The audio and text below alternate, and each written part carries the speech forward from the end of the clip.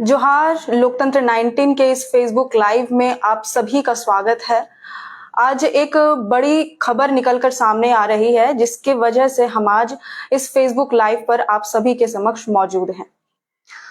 तो जैसा कि आप जानते हैं कि मुख्यमंत्री हेमंत सोरेन ने सुप्रीम कोर्ट में एक रिट याचिका दायर की थी। आज उसी की सुनवाई हुई। आज 18 सितंबर है जिसके लिए उन्हें डेट दिया गया था और इस पर सुनवाई हुई। अब सुप्रीम कोर्ट ने सुनवाई करते हुए क्या कहा, इन सभी के बारे में हम आपको इस फेसबुक लाइव के जरिए ये बातें साझा करेंगे। तो जैसा कि आप सब ये भी जानते हैं कि मुख्यमंत्री हेमंत सोरेन को ईडी बार बार समन कर रही है। उन्हें बार बार जमीन घोटाले में पूछताछ के लिए समन देकर के ईडी कार्यालय में पेश होने को कहा जा रहा है, मगर मुख्यमंत्री हेमंत सोरेन इसके विरोध में जाकर के सुप्रीम कोर्ट में एक रिट याचिका देते हैं। इस रिट याचिका के तहत वो सुप्रीम कोर्ट से कहते हैं कि किसी भी तरह की पीड़क कार्रवाई करने से ईडी को रोकने का आदेश दें।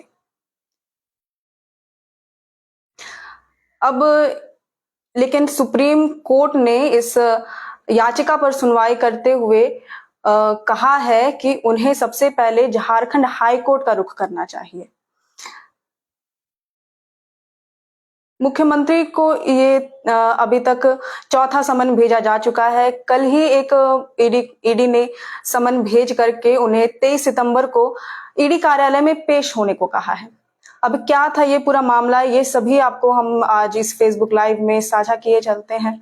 बता दें कि ये घोटाला, जमीन घोटाला जो है वो रांची की जमीन को लेकर के था, जिसके बारे में कहा गया कि जमीन की अवैध रूप से खरीद बिक्री की गई और इस मामले में मुख्यमंत्री हेमंत सोरेन को पूछताछ के लिए बुलाया जा रहा है। अब तक इस मामले में 13 लोग गिरफ्तार किए जा चुके हैं। इसमें रांची के पूर्व डीसी छवि रंजन, फिर पावर ब्रोकर के नाम से जाने जाने वाले प्रेम प्रकाश, फिर न्यूक्लियस मॉल के मालिक विष्णु अग्रवाल अब तक इस मामले में गिरफ्तार हो चुके हैं और उन्हें जेल भेजा गया है।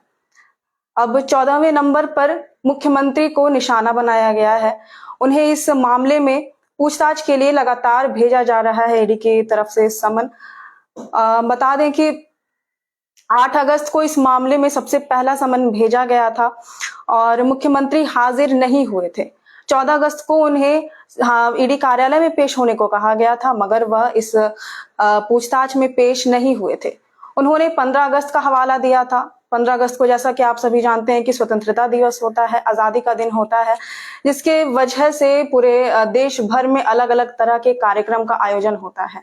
मुख्यमंत्री ने इसी कार्यक्रम का हवाला देकर के वह 14 अगस्त को ईडी कार्यालय में पेश नहीं हुए थे। इसके बाद फिर से ईडी की ओर से समन भेजकर उन्हें 24 अगस्त को ईडी कार्यालय में पेश होने को कहा जाता है, मगर 23 अगस्त को मुख्यमंत्री ने सुप्रीम कोर्ट का रुख किया। इससे पहले जब वो पहले समन में भी वो इस बात की हिंट दे चुके थे कि वो कानूनी रास्ता अपना सकते हैं और इस समन को राजनीतिक षड्यंत्र करार दिया था। लेकिन 23 अगस्त को वह इस हिंट को सच्चा करार देते हैं। वो सुप्रीम कोर्ट का रुख करते हैं। उनका कहना होता है, सुप्रीम कोर्ट की रिट याचिका में वह कहते हैं कि ये सुप्रीम कोर्ट जो है उन्हें यानी ईडी को आदेश दे कि वो किसी भी तरह की पीड़क कार्रवाई करने से इन्हें रोके। जैसा कि ईडी की ओर से जब कभी भी पूछताछ किया जाता है, आपने देखा होगा कि पूछताछ के दौरान ही गिरफ्तार कर लिया जाता है और इसी का डर सीएम हेमंत सोरेन को इतने दिन से सता रहा था, जिसके वजह से सीएम ने यह कदम उठाया था। मगर उसके बाद भी ईडी की ओर से उन्हें समन भेजा जाता है और उन्हें 9 सितंबर को ईडी कार्यालय में पेश होने को कहा जाता है। मगर 9 सितंबर और 10 सितंबर को G20 का शिखर सम्मेलन था। इसके वजह से मुख्यमंत्री ने यह फैसला लिया कि वह G20 के बाद होने वाले रात्रि भोज में शामिल होंगे। आपको बता दें कि राष्ट्रपति की ओर से सभी राज्य सरकारों को इस रात्रि भोज में शामिल होने के लिए आमंत्रण दिया गया था। इसमें हमारे मुख्यमंत्री हेमंत सोरेन भी शामिल थे। तो उन्होंने ईडी कार्यालय में पूछताछ में शामिल होने के बजाय यह कदम उठाया, यह फैसला लिया कि वह इस G20 शिखर सम्मेलन के बाद होने वाले रात्रि भोज में शामिल होंगे, न कि ईडी कार्यालय में जाएंगे। उसके हालांकि इस बारे में मुख्यमंत्री ने यह खबर दे दी थी ईडी को पहले ही कि वह इस पूछताछ में शामिल नहीं होंगे, और सुनवाई की डेट सुप्रीम कोर्ट की ओर से 15 सितंबर को तय की गई थी। तो इसलिए मुख्यमंत्री ने ईडी से आग्रह किया कि इस आदेश आने तक का वेट करें। मगर 15 सितंबर को यह खबर आती है कि मुख्यमंत्री के वकील की तबीयत खराब हो गई है, इसलिए मुख्यमंत्री 15 सितंबर को यह आग्रह करते हैं सुप्रीम कोर्ट से कि डेट आगे की दें, इस डेट को आगे बढ़ा दें ताकि सुनवाई हो सके। उनके जो वकील हैं वो इस मामले को लेकर के बहस कर सके। मगर जब 18 सितंबर की डेट, जिस दिन सुनवाई होनी थी, जब आगे डेट बढ़ा दी गई थी, जब ये 18 सितंबर का डेट आता है यानी आज, तब जाकर के मुख्यमंत्री की याचिका पर सुनवाई होती है।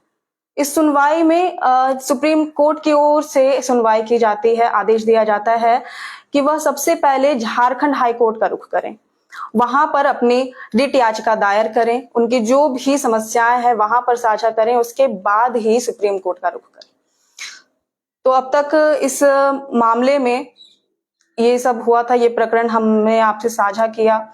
अब तक इस मामले में, जैसा कि मैंने पहले भी बताया, कि कल ही यानी 17 सितंबर को ईडी की ओर से चौथा समन भेज दिया गया है।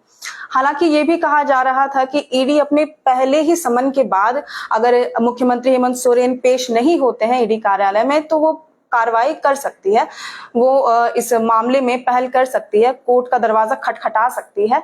लेकिन ईडी की ओर से बार बार उन्हें समन ही भेजा गया है। अब देखने वाली बात रहेगी कि इस समन पर क्या कार्रवाई होती है, मुख्यमंत्री इस बार पूछताछ में शामिल होते हैं या नहीं, ये पूरा देखने वाला मामला होगा। हालांकि आपको ये भी बता दें कि इससे पहले भी ईडी की ओर से उन्हें समन भेजा जा चुका है, मगर वह केस दूसरा था। वह केस अवैध खनन मामले का था। साहिबगंज में कई सालों से अब ये अवैध खनन मामला चल रहा है। अवैध रूप से पत्थरों का खनन हो रहा है, माइनिंग की जा रही है, जिसके वजह से मुख्यमंत्री को समन भेजा गया था, पूछताछ के लिए बुलाया गया था। इसमें पंकज मिश्रा, दाहू यादव, ये सभी आरोपी हैं, और ये पंकज मिश्रा जो मुख्यमंत्री हेमंत सोरेन के विधायक प्रतिनिधि हैं, वह भी जेल की हवा खा रहे हैं। और इसी मामले में जब ईडी ने उन्हें समन भेजकर ईडी कार्यालय में पेश होने को कहा, तो पहली बार उनके समन में मुख्यमंत्री ने इसे ठुकरा दिया, कुछ बहाना दे दिया था। मगर दूसरी बार जब समन भेजा गया तब मुख्यमंत्री इस पूछताछ में शामिल होते हैं। उन्होंने सारे सवालों का जवाब दिया, सारे कागजात पेश किए ईडी के समक्ष। उसके बाद उन्हें जाने की इजाजत दे दी गई। मगर अब जब जमीन घोटाला मामला आया है, तब से लेकर के अब तक चौथा समन भेजा जा चुका है। मुख्यमंत्री को अब चौथी बार समन किया जा चुका है, मगर फिर भी कोई भी निष्कर्ष निकल के सामने नहीं आ रहा है। मुख्यमंत्री कहा जा रहा है कि मुख्यमंत्री बहाना दे रहे हैं, इस पूछताछ में शामिल नहीं होना चाहते हैं। उन्हें बार बार डर सता रहा है कि ईडी उन्हें किसी भी समय गिरफ्तार कर सकती है, क्योंकि ईडी के पास पीएमएलए की धारा के तहत उन्हें गिरफ्तारी का अधिकार प्राप्त है। पीएमएलए की धारा 53 एक सेकेंड, पीएमएलए की धारा 50 और 63 के तहत वो ईडी पूछताछ के दौरान गिरफ्तार कर सकती है जिस किसी को भी वो समन की हुई है, जिस किसी से भी वो पूछताछ कर रही है। अब आपको ये भी बता दें कि ये जो सुप्रीम कोर्ट में सुनवाई हुई थी, ये न्यायाधीश अनिरुद्ध बोस और न्यायाधीश बेला एम त्रिवेदी की अदालत में हुई थी। और इसी मामले में मुख्यमंत्री की रिट याचिका को लेकर के यह सुनवाई हुई है। अब आगे क्या क्या होता है, आगे समन जब भेजा गया है मुख्यमंत्री को, तो वह इस समन का पालन करते हैं और पूछताछ में पेश होते हैं या नहीं, ये सब देखने वाली बात रहेगी। फिलहाल के लिए जोहार रहेगा। आप बने रहे हमारे इसी तरह से हमारे साथ। हमें कमेंट करके जरूर बताएं कि आपको ये फेसबुक लाइव कैसा लगा, आपको ये सारी जानकारियां कैसी लगी, आपको इसी तरह की और जानकारियां चाहिए हो या कुछ सुझाव देना हो तो हमें कमेंट करके जरूर बताएं। फिलहाल के लिए जोहार।